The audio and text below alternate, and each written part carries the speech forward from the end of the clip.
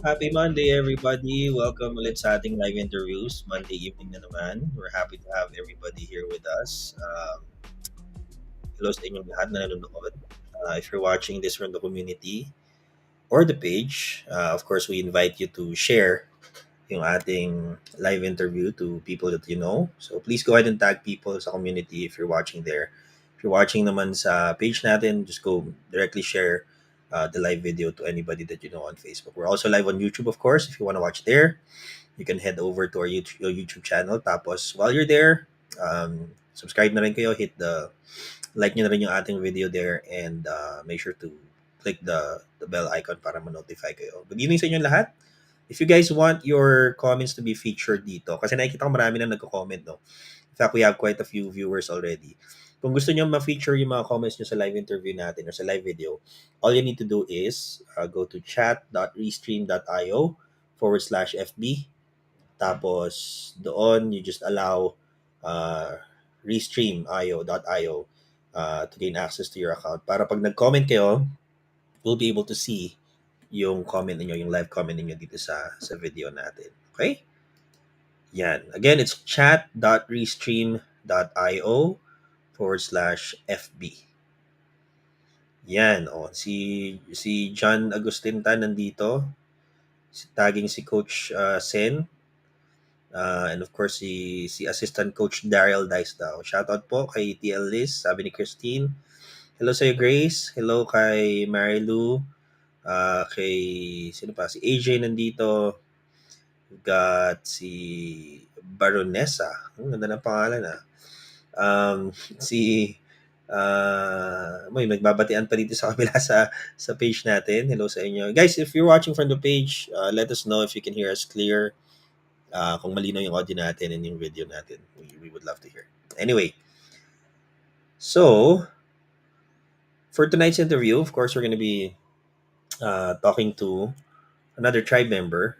She's going to be sharing her journey, her story pagdating sa freelancing and paano siya nag-umpisa, ano yung mga na-encounter yung challenges along the way and everything else that you guys need to know para makatulungan kayo in your own freelance journey. So yung guest natin for this evening, sorry, let's all welcome her. Yan, mukhang marami nakakilala sa kanya. She does website design and copywriting. And yes, so she's gonna be telling us her story this evening. Let's all welcome si Lyzz. Hi, Lyzz. Hello. Ayan, pinusuan na niya. Okey ka. Di ba? So, mukhang happy si Lyzz. But we're happy to have you, of course, this evening. We're excited to hear your story. Kanina, nabanggit ni Lyzz when we were backstage na ako pala yung yung may kasalanan ba't nandito si Lyzz. Tama ba, Lyzz? Yes. Oo. Sorry na talaga. Sorry na. So, pero mukhang napaganda naman kung yung naging resulta ng pagpasok mo dito sa tribe, no? Tama ba? Yes, definitely. Ayan. Pasalamat talaga. Malaking pasalamat ko po sa'yo. So, mamaya, we will go through all of the things that happened. Pero, mukhang marami kang fans na nanonood, TL. No? Mga taga-Roku, May mga hakot, kapwa Katoliko. may hakot ka no? So, mukhang maraming nanonood nga. But, anyway, before we start the interview, quick reminder lang, no? So, we're done with, obviously, we had the enrollment a few weeks ago. Tapos last week natapos naman yung promo natin for the Kickstarter ba? Tama ba? Yung freelance Kickstarter kit natin. Yes. So as of now, we don't have anything really that's going on sa loob ng tribe. Pero for those of you who have been following us for quite some time and you didn't get the chance to enroll nung last enrollment natin, you can join the waitlist. So ayan, meron tayong I think may QR code din si Direk mamaya eh. Pero you can go to ayun, thefreelancemovement.com/waitlist if you want to join the waitlist.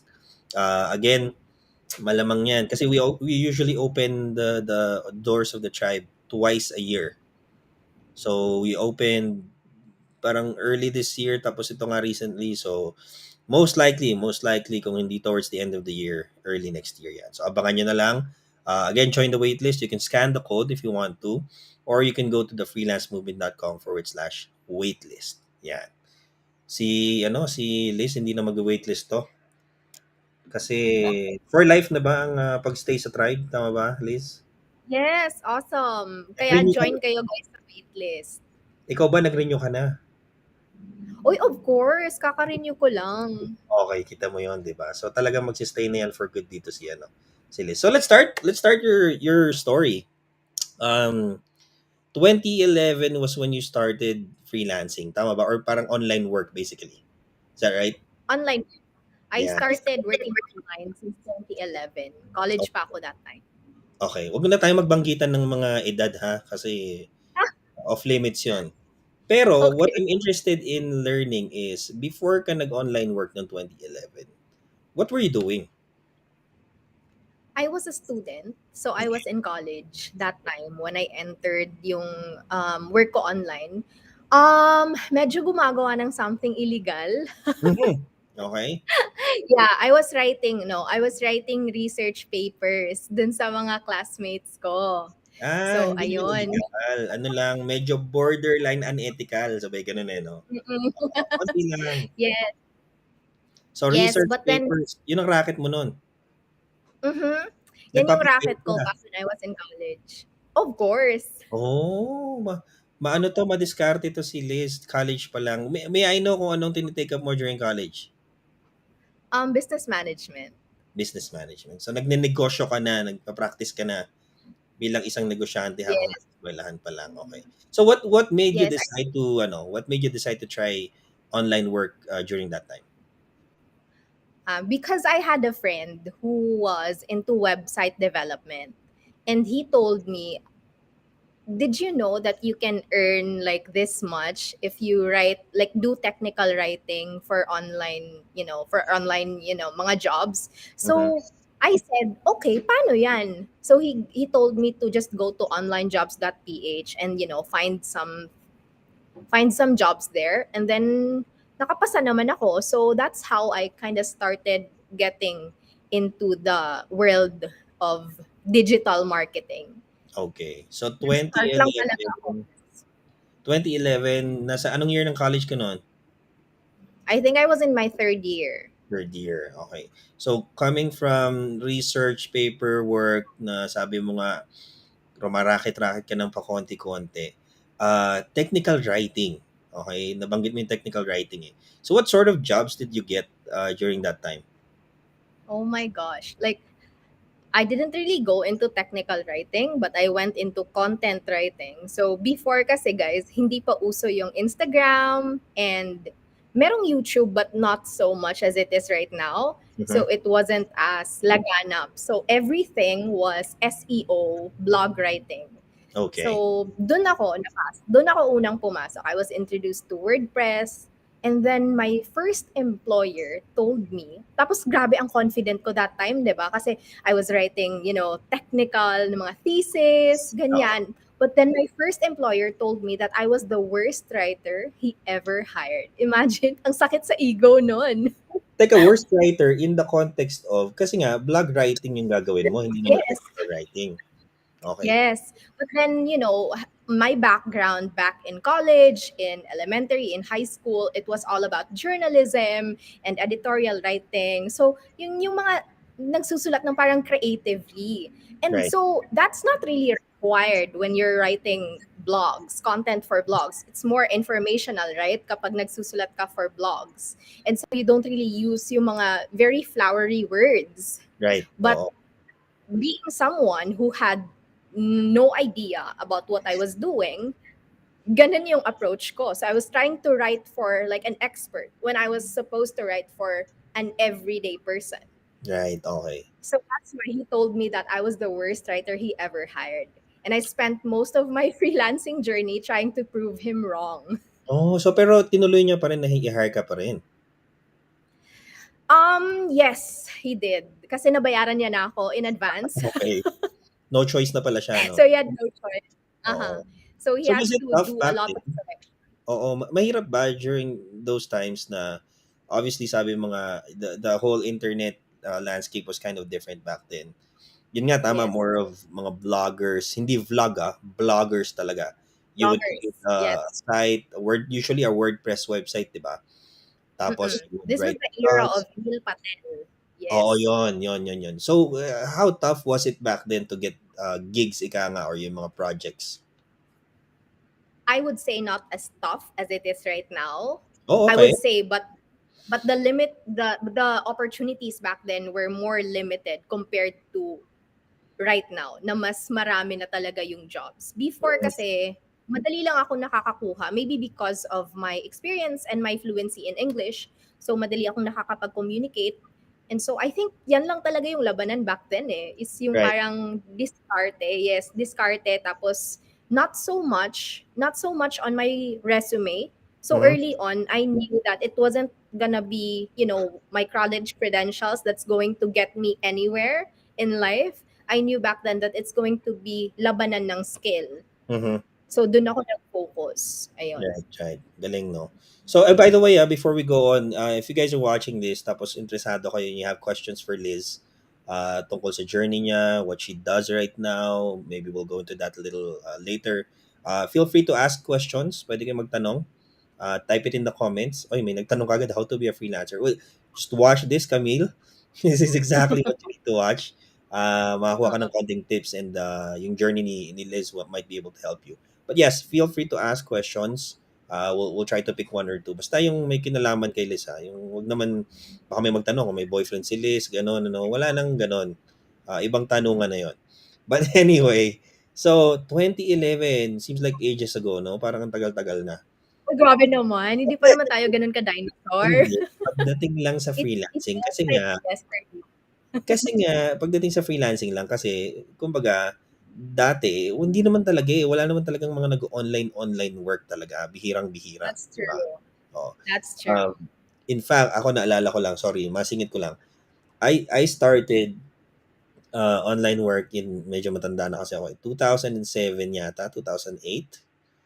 Oo, medyo mas nauna. Pero it had nothing to do with marketing or blogging, etc. It was more because I had a friend who had a business overseas. Tapos parang, oh sige, sige, hire kita, ganito, ganyan, ganyan. But it was a very technical job.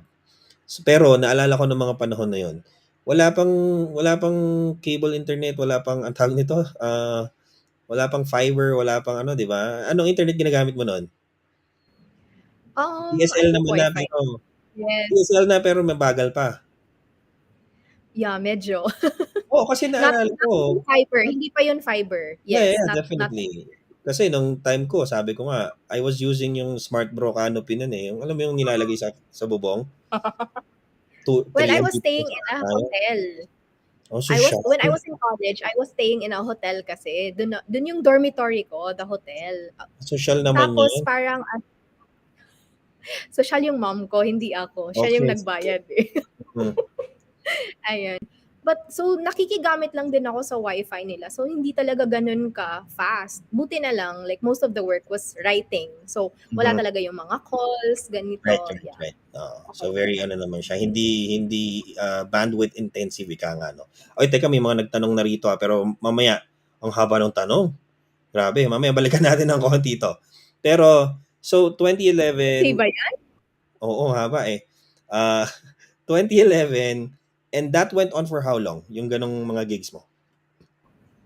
Well, so from 2011 up to when I graduated in 2013, I Mhm. guess. Yes, 2013. And then right after college, I worked for a Cebu company that was owned by, I'm not sure if you're familiar with the vlogger Chris Uy. So I worked as her Okay. social media manager. Um, hindi pa sila ni Slater Young back then. Iba pa yung Itong boyfriend Chris niya. Uy yun. Okay, okay. Sige. Yes, yes. So I worked for her. I had to take like parang 3 rides Mhm. bago ako makarating sa opisina. And so parang, alam mo yun, parang napagod ako. And then pagdating ng sweldo, parang hindi talaga worth it. So yung ginawa ko was, aside from that job, I had a separate online job na part-time lang but was from 2 a.m. Imagine. 2 a.m. up until I think 6 or 7 a.m. And then right after that, I go to work diretso. So ilang So oras ang tulog mo nun? Hindi mo na alam. 2 hours of sleep. Oo, Ayan. kaya But pa. oo, pero ano to, like I realized mga after ilang months din na hindi worth it. Mhm. No, yung parang full-time job ko na mas malaki yung nakikita ko sa aking part-time kaysa Okay. sa aking full-time job. And Yeah. from then, I think from then, 2014 ata, from then, hindi na ako nag-office job. Like, it was tuloy-tuloy, freelancing na talaga. Or sorry, online jobs na talaga. Right. Yes. I'm curious as well during that time na nag-start ka ng 2011, magkano rate na sinisingil mo for clients back then? I think mga around 8,000 to 10,000 yun. Nung Pesos college to, pa ha? ako. Pesos. Yes, pet. Oo. For how much work yon? Is it like a few days or More on output pa rin. okay? So, bale, So from, yeah, parang from Monday to, I think Tuesday to Saturday yon yung work ko. Tuesday to Saturday, and then parang binibigyan lang kami, you need to submit 5 articles every okay. day. Ganun. And that was sabi mo mga 8,000 per week, ganun or per month na yon? No, per month yon. Mga Akala 8,000 to ko 10,000 per month. sobrang Oh, yaman mo na mababa, nung no? time na Kasi yun. hindi ko Biruin mo, naman, no? Kung 8,000 a week ka in 2011, dami mong pera, tapos nasa school ka pa, di ba? Oo. So, pero hindi ako masyadong ganun before. Like, hindi pa ako marunong mag-premium pricing. right, Wala right. pa naman kasing tribe back then. Oo nga naman kasi, sabi ko nga. So, 2013 was when you graduated. So, tinapos mo yung schooling. Pero sabi mo nga kanina, even earlier on, you already knew na parang kailangan diskarte and kailangan yung skills mo will bring you further in life, no? So, after graduate, Yes. anong naging kwento? Well, kasi after graduating, actually before graduation, nabuntis ako. Mhm. So, ano yun, like, my last year in college, or my last semester in college, galit na galit yung parents ko. Ay, bakit hindi sila nagagalit? Nabuntis ka lang naman. Ano ba yan? Okay.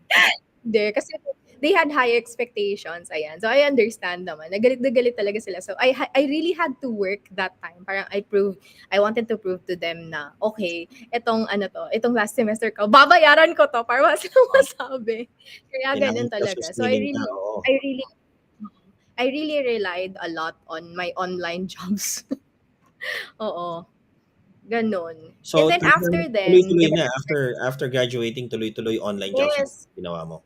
yes, online jobs na talaga. And it was so hard kasi yun nga, iba yung culture before. I remember na may katrabaho yung mom ko. Parang ano to, like na-chika lang sa kanya. He was from Cebu, and then naka-visit kasi ako there sa branch nila. He was a Mhm. banker.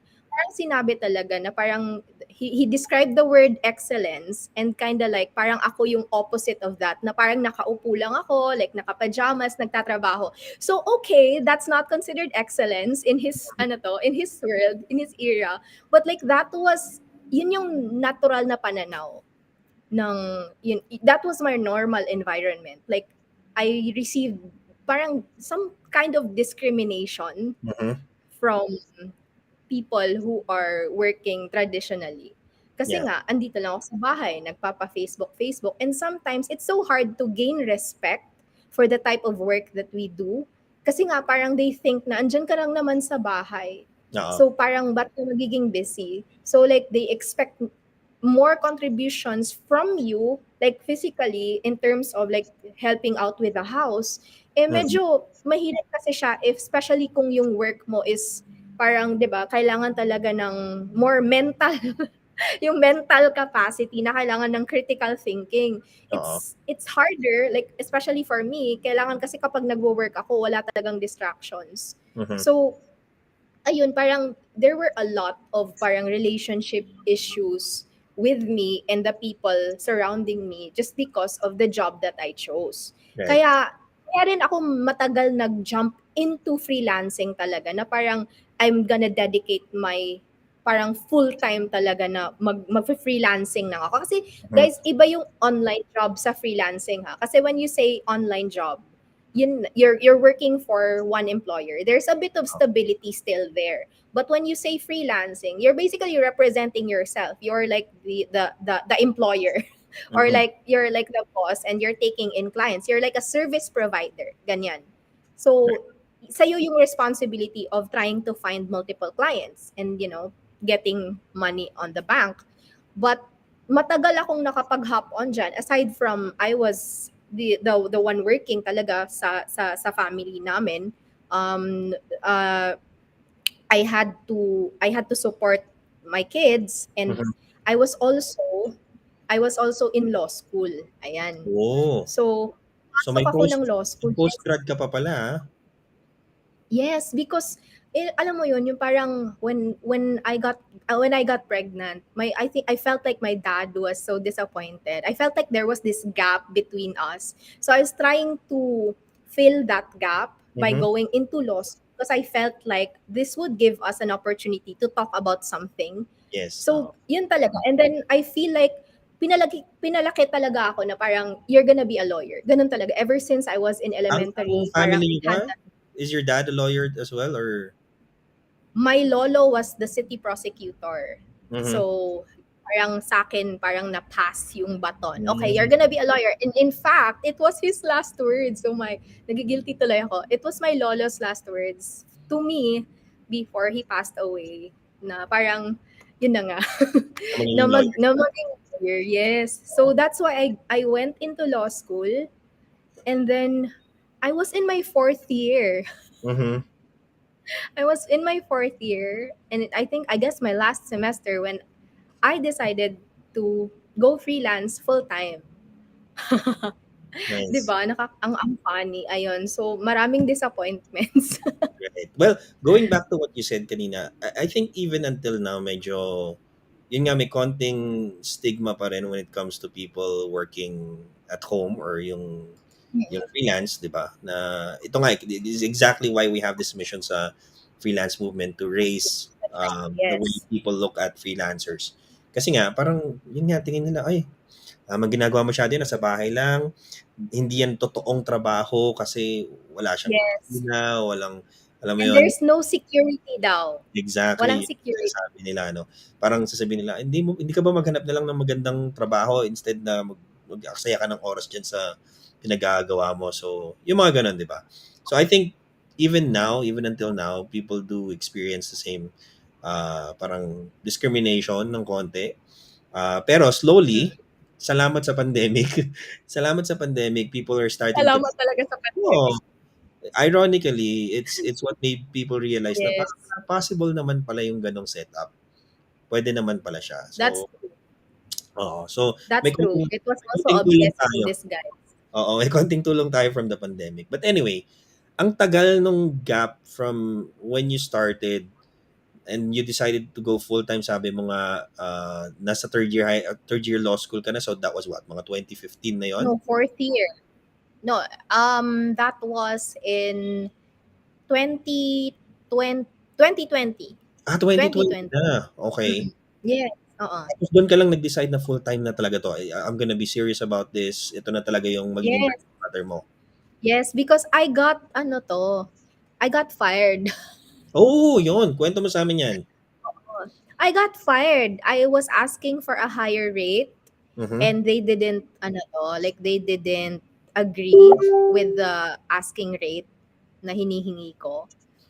And parang okay, parang I guess that was Yes, that was my son's birthday. naku po. So that was December 28, 2020. So naggumastos kami ng like ng birthday party, tapos at the end of the party, parang sinabihan ako ng employer ko, which was one of the medyo sikat-sikat siya na coach sa YouTube, na we're Mhm, letting you go, ganyan. I don't think na we'll be needing your services kaya considering daw baka unsatisfied daw ako with the salary, moving forward. So they let me go, and then yung bunso ko magfa first birthday ng January 5. okey. So sabi ko, oh no, gagastos pa tayo. Saan ako nito hahanap? And that was really the time that really pushed me, okay, this is it. I have nothing to fall back on. Mhm, I'm gonna do freelancing, and I'm gonna do it with all of my heart, body, and soul. mhm.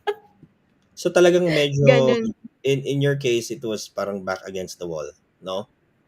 Parang wala ka ng Yes. tatakbuhan, eh, so you had to decide. So, yun. Yes. Uy, may mga But teka may 'di ba, aren't nag-a-assume the best na chinkitan moments daw yun. done? Ha, sorry? Sorry? Aren't the best moments 'di ba, they spring from these types of situations when you're at your lowest. Dun kasi kapag you're at your lowest, wala kang ibang pupuntahan except paakyat, eh. Good point. Good point. I think that's so true, especially with a lot of the people na in-interview natin dito. Oftentimes it's when yung parang alam mo yon, you're at the worst stage, tapos then you make that decision. Talagang ewan ko, parang ganun yata tayo bilang tao eh. Parang we have to go through that. Kasi Yes. syempre, ito yung sinasabi nila, may comfort zone kasi tayo eh. When we're comfortable, walang change talaga. Bihirang-bihira na nagbabago tayo. But when you're at the point where you have to really decide, parang nasa crossroads kayo, di ba? You just have to, yun na, wala ka na magagawa, decide ka na lang nun. Di ba? So parang ganun talaga siya. Yes. So ano nangyari afterwards when you decided, teka, Pasko pa naman yun, ano? Christmas season, After yeah, after so holidays pa rin. Coming into the new year, yes. may birthday na paparating. And of course, Yes. on top of that, hindi lang yun, syempre, you have yung mga basic needs din to sustain. Yes. But So, I was ano, lucky enough. I have my parents. I had my parents. ah, So, talagang parang pinapala, ano? oh, I had my parents to pay for the New Year, ganyan. Okay, Doon na lang kami naki-New Year sa kanila. oo. So, sinulo ka muna nila. Ayun. So, when did Oo, you pero start getting really serious? 2021 na. Kumbaga, yung talagang pasok ng 2021. 2021. Yes, I remember the date. I remember that date. Parang from December 28 up until January 6, I was still overthinking things. Mm-hmm.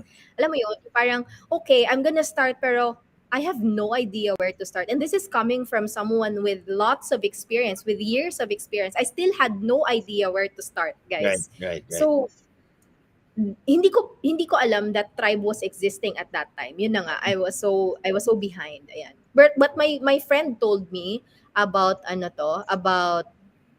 the about freelancing communities and that I should join one. But kasi nga I was broke at that time. Like I spent my last savings on my son's first birthday. Mm-hmm. So I was broke at that time. So parang sinabi ko talaga, okay, if I don't act now, like we will eat nothing in the next week.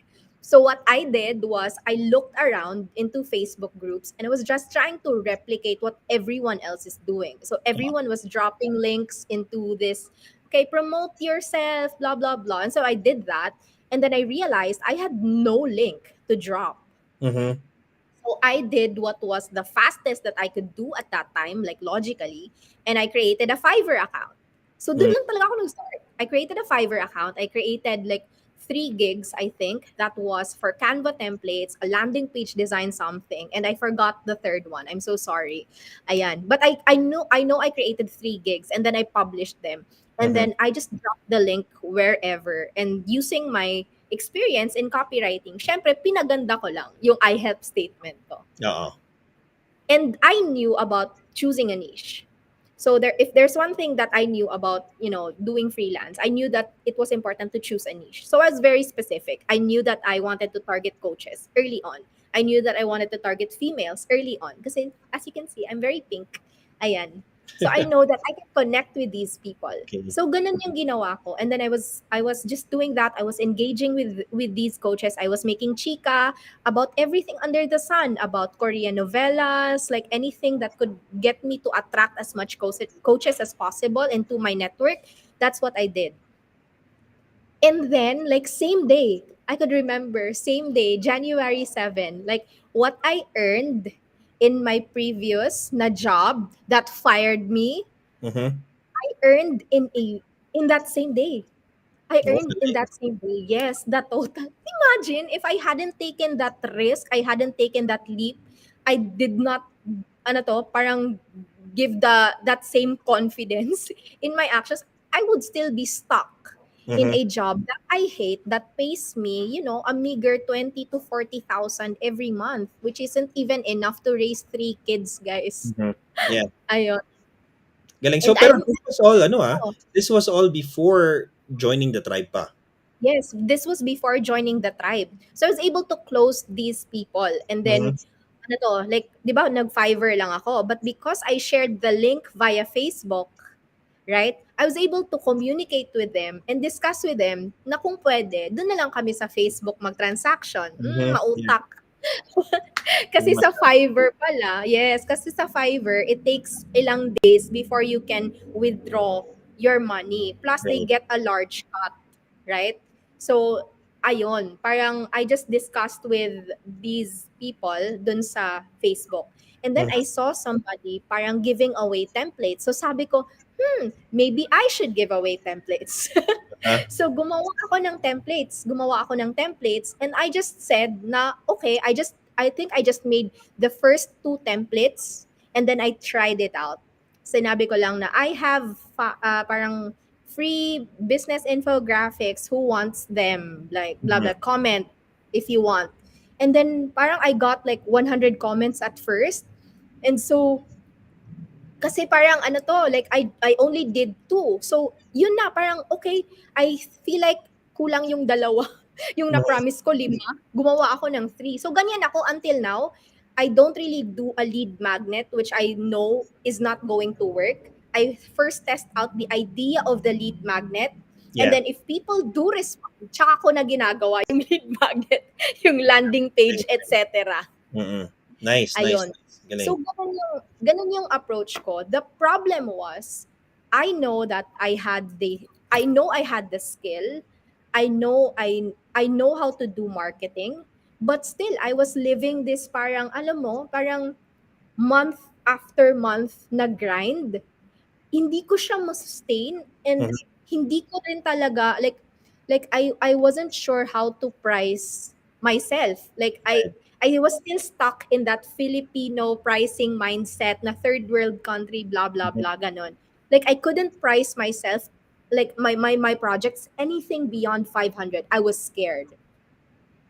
So parang yung parang $500, parang yun yung cap ko for a Yun yung project. And so ceiling I mo. had Oo. Yes, and I had to do like 10 projects in 1 week or 12 projects or sometimes 'di ba in 1 month I could do like 30 siguro.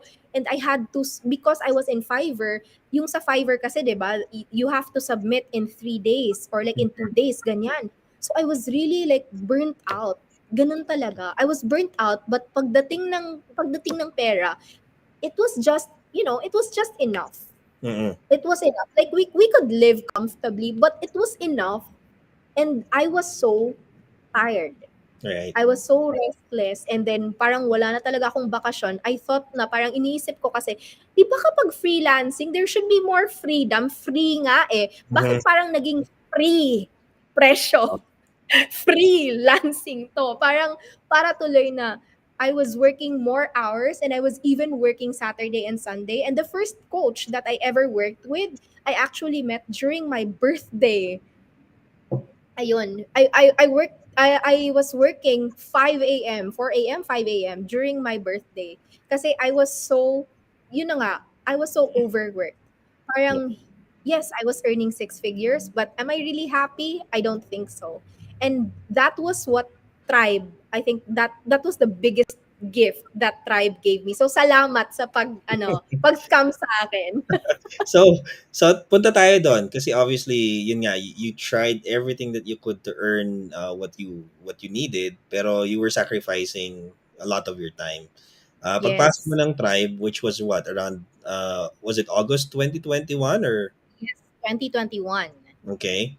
So, ano yung unang-unang parang tinuturo sa loob ng tribe na parang nag-stick with you na, kasi nga, with your dilemma, it was more of pricing higher, you had this ceiling when it came to your pricing, tapos hindi mo rin siya, kumbaga, you couldn't charge more while working less, ika nga. Yes. So what was the first thing that really struck you nung pumasok ka ng tribe?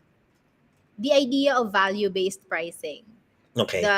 The pricing up based on the value that you offer to clients and not really based on an hourly rate. Kasi that was my problem.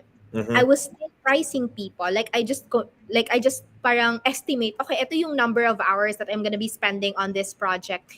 And okay, this is my like this is my hourly rate. Mm-hmm. And because I was doing a lot of projects and because of my experience, I literally do things faster than someone who is an average person of that skill.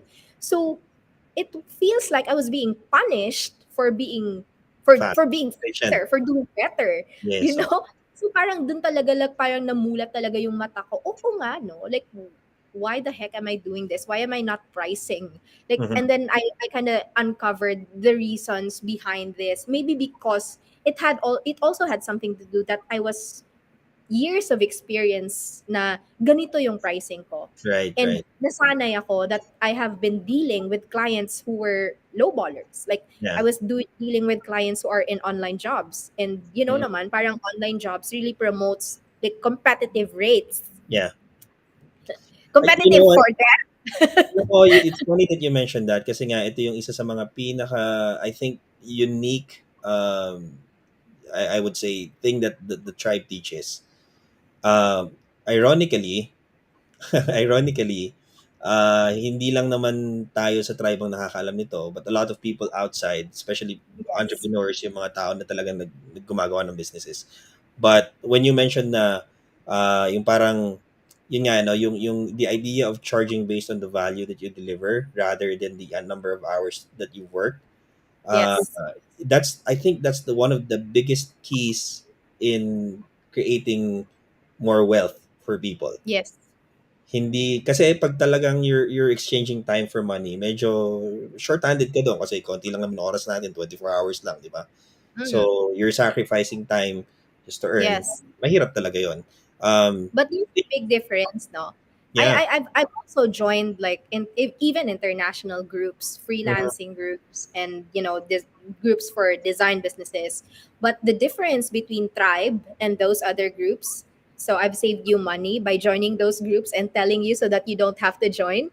mhm, But basically, the difference between Tribe and those other groups, Tribe gives you like the basic steps of like how you can also show that you can give value, because mhm. it's not just about your mindset. You also have to convince the client that you Right. can also deliver this value. So how do you do that? By creating an amazing proposal, by doing strategic sales calls, like Mhm. strategic discovery calls, and having a community that will back you up, and it will encourage you that yes, you can do that pricing, that will tell you to halt if you're going too fast, or if you're procrastinating, who will tell you start acting. Yeah. Ganyan talaga. Naalala ko tuloy si Coach Sen. Kasi ako, I'm a big overthinker sometimes, and I shy away. Parang yung ganyan-ganyan, like hello, hello sa camera. Parang, kailangan ko talaga ng extra convincing. But I'm so thankful na I was part of a tribe, a sub-tribe, that has a very encouraging coach na hindi Mhm. ka talaga, dadalhin ka niya talaga pataas. Like kung may ini-experiment siya, sinasabi niya, "Okay, come on Liz, let's try this. Try mo 'to kasi na-try ko and it's working for me." Tapos Mhm. parang sinasabi talaga, "Oh ha, dalawang video this week." Kaya nakagawa tuloy ako ng dalawang video last week just because she said so, ganyan. 'Yun, galing Ganyan 'no? talaga yung makukuha mo sa tribe. And I think hindi ko yun like alone. Even if I'm watching yung mga productive videos on YouTube, sino ba dito yung nanonood ng productivity video sa YouTube Mm. tapos hindi naman nagpa-productive, nagpo-procrastinate habang nanonood ng mga gano'n. Oo. Ayun, gano'n lang ako, eh. So without that extra push and support from that community, and considering the price, like the price sa renewal tsaka yung pag-join, it's so much better. Like I tell you, it's the value that you get is so much better compared to when you're joining these international groups. Yeah. Hindi naman ako first time nagsabi niyan. So, Yes. speaking of, sesegue ko na tamang-tama yung sinabi ni Liz, no? So, Go, if go, you go. are looking for a community that can help you establish your own freelance business, kung nanonood ka rito, you don't know where to start, you have no idea what freelancing is, may nag-comment na kanina, no? This is the perfect community for you. Sinabi na nga ni Liz, lahat ng makukuha ninyo. Unfortunately, we're not open right now, but we will open sometime soon. So please join the waitlist. Here's the QR code to scan. If you don't have a device to do that, punta lang kayo sa thefreelancemovement.com/waitlist. Join the waitlist. You'll be the first to know pag mag-open ulit tayo for enrollment para maka-join din kayo dito. Yun. So balik tayo. You know what? Balik lang ako dun kanina kasi I really liked what you said. na parang yun nga, ang dami-daming mga other communities, international communities where they try to teach the same thing, 'di ba? Pero iba pa rin syempre pag yung kasama mo, kapwa Pilipino mo, you share the same experiences with them. Meron kang group that encourages you, meron kang mga accountability partners, etc. So would you say, Liz, na for joining the tribe, one of the biggest benefits for you is just having that community available?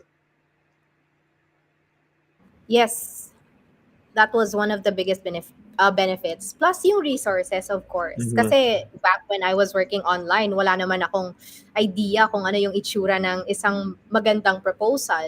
Hindi Right. ko naman alam kung paano mag-discovery call. Hindi naman yun natuturo ng experience when you're working online eh. Mm-hmm. That's something that you get out of talking with another business person or another service provider. And so Right. that's what Tribe also helped me with, to give me these resources that helped me to position myself better, Mm-hmm. and to increase my closing rates. Ganun. Yun, galing, no? So guys, if you're watching, nakita nyo naman, ano, you witnessed, you've heard the story ni Liz. Someone who's been in the game since 2011, ika nga, as far as online work.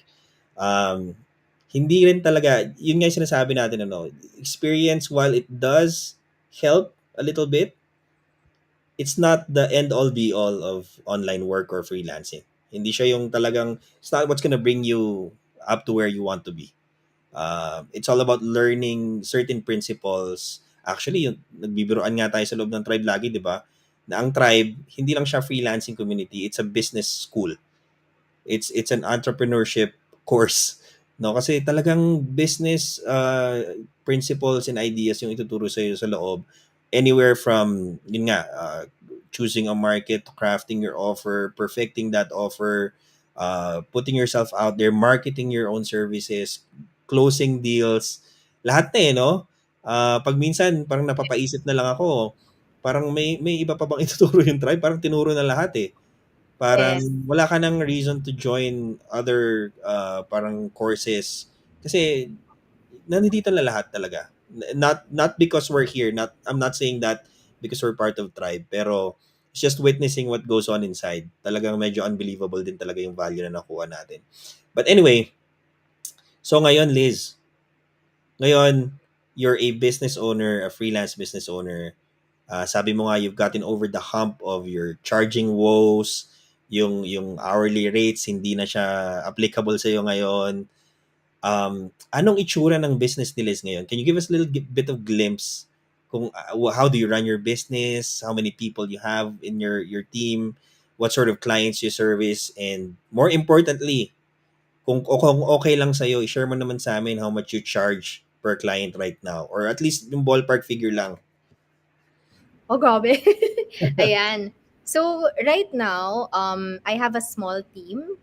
I have a team of, like, say, one, two, sorry ha, pinibilang ko lang. Kung hindi One, small po kasi binibilang eh. four, five. I have a small team of five. Kung Okay. meron ding isa incoming. So, bali seven kami, all in all. Okay. Ayan. We're called the Agency Cafe. Mhm. So, kasi mahilig akong kumain. So, I called my business the Agency Cafe. So, we're a small team because early on, parang, like, I know that the next step to freelancing is growing into agency building. But thankfully, I was part of a tribe na under Coach Sen. And Coach Sen really encouraged me na kung ano ba talaga yung gusto kong life, dun ko Mhm. ibabagay yung mga next steps ko sa business ko. And I knew that I didn't really want to handle like this large team of an office filled with employees. I don't think that I was meant for that. Mhm. So I wanted something that would allow me to spend more time with my kids, my family. Yan talaga. I wanna work hard right now so that I can spend more time with them. Kasi nga my eldest is going to be a teenager soon. Sabi nila medyo difficult years daw 'yon. So I need to be prepared for those years. Ayun. Um so parang we're trying to focus on something that would be more passive. Mhm. So parang we're trying to go into building templates and you know um um, creating funnels, but really not focusing dun na sa custom. Kasi when I was doing custom, like the highest that I was able to charge was 15K. 15K dollars, ha? Yes. Wow, okay. Yes, Pero I custom was mo? able to charge. Yes, that was very custom. Mm. That was a that was a custom job. It was for a membership site. Mhm, So I was able to charge 15K, and then I had another project na 6,500. Right now, we're trying to be more, parang more accessible to everyone. So we're mhm. trying to charge yung parang something lower, but we are doing it in a way na parang templates na, kasi may templates na. Inuulit-ulit lang So, namin yung parang template. productized na yung ano, yung ginagawa Yes, niyo. Yeah, we're doing productized service, so parang we need to focus more on volume right now para okay. maging ano siya. But parang I'm planning to find something din na parang more passive, ay ganyan. So Subscription we're ka? ha? Subscription.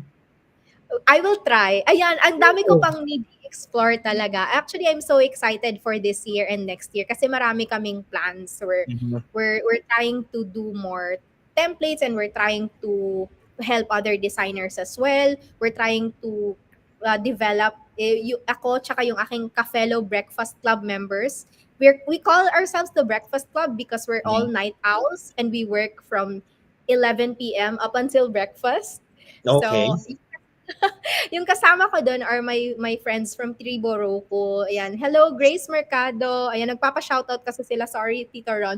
Si Grace Mercado, si Michael Anthony, si TL Mhm, Mau. Hello. Yung aking mga ka-breakfast clubs. And si Thea. Ayan, we've been talking about creating this app that will help fellow freelancers, but I'm not gonna talk a lot about it. But those are basically our plans right now, and I think I'm at a place in my business wherein I can, welcome those plans with open arms mhm, instead of yun na nga, parang nanganga pa talaga sa paghahanap ng clients. I guess we have a very stable na rin na client list, client profile and portfolio, that we can parang ano to, like we have a good income sa ngayon naman. yeah. Nakakapasweldo pa naman ako. Oh, yun. Ayun. Hindi na sinabi nila yung exact or yung at least yung ballpark figure ng kinikita niya, but to be able to sustain a team of 7 kasama na siya doon, that says a lot about how well the company or the agency is doing. Um, Thank you, Liz, for sharing with us your story. I'm sure marami ka na-expire. Excited na nga raw sila, no? But yun nga, no? This all wouldn't happen kung hindi ka rin talaga naghanap ng diskarte ng paraan mo. When Yes. you had your back against the wall. Talagang Uy, maraming pero I nagagawa I talaga yan, eh. almost gave up. I almost gave up. Remember, I joined the tribe in August 2021. Mhm, Hindi pa ako naging active, guys. I'm so sorry. Hindi ako naging active agad.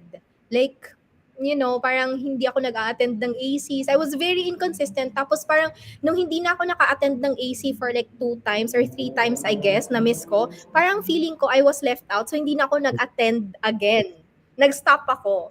Until February of 2022, when Coach Sen, I think Coach Sen reached out to me. mhm, Yun na, parang I was at that time na parang ayoko na, parang wala na talaga akong maaasahan nito. And mhm, then, galing pa talaga kami ng bagyong Odette. So like, sira yung mga equipment ko, like my desktop, computer, nasira siya. Yung MacBook ko, parang nag-give up na. mhm, So parang January, wala kaming kuryente nun. Coach Sen kinda reached out to me parang mga end of January or early February ba yon. And Tribe was having a client getting challenge that time. So parang ano to, like I was so resistant pa talaga. Pero sabi niya, parang nag-follow up siya. Hindi, the best in follow up talaga si coach. Ayan, I would like to remind everyone, hindi pa ganun ka-close yung relationship namin, di ba? mhm, Kasi I wasn't attending any of the ACs. Pero she reached out, and then I just tried some of the tips na nandun. Imagine that same week, parang Tuesday ata yon, that weekend, I was able to close a 76,000 pesos na job. that allowed me to buy the laptop that I am using right now, which is my MacBook Air. Mhm. yung yung ano to, M1 ata to, M1, yung parang 2020 na MacBook Yep. Air. Ayan. It allowed me to purchase my laptop, the laptop that I'm still using right now. And then, yun na nga, parang makabalik talaga sa game. So, if I, if wala yun, like, I swear, if hindi nag-message si Coach Sen, I would be part of an agency na naman Mhm. in some I know I don't know where. Parang nag-apply na kasi ako yun sa online jobs eh. Babalik na sana ako sa old life ko. Sinabi ko talaga, ayoko na, nakakapagod pala tong freelancing. So Mhm. what Tribe really gave me was sustainability. Yun na nga. The longevity. And I would tell you, coming from someone with years of experience, that's not something that you learn just by, trial and error, doing it yourself. Right, Pwede right. naman, 'di ba? Pwede naman, It's but it gonna would take you take ages nga lang. another years. Ah, Yes. yeah. Kasi the experience that I had back then, it taught me how to become a better writer and how to be a better designer, but not on how to be a better marketer or a better Mhm. businesswoman. Exactly. So masasabi ko rin, I think I learned this from someone, I can't remember where, na parang the best people in their space are not really the best people, they're the best marketed. Mhm. So, Yeah, still exactly. din. Exactly. Kasi it doesn't matter how good you are if you're not seen by the market, wala rin siya, 'di ba? So, you have to put yourself out there talaga. Anyway, thank you so much, Liz, again, for sharing with us your journey. Salamat sa lahat ng nanood sa atin this evening. I hope you guys picked up a thing or two mula sa interview natin na to. And once again, just a quick reminder, everybody, if you want to join the wait list, you can scan our QR code up here, nandito sa taas, or you can go to thefreelancemovement.com/waitlist. Put in your email and your first name. I think that's all you need to do, and you'll be added to our wait list. The next time we open Tribe, you'll be one of the first to know. And with that, salamat sa iyo, Liz. Enjoy the rest of your evening dyan. Sa inyo ring lahat ng mga nanonood. And we'll catch you guys again next week for another round of interviews. For now, goodbye muna and good night sa inyong lahat. Bye!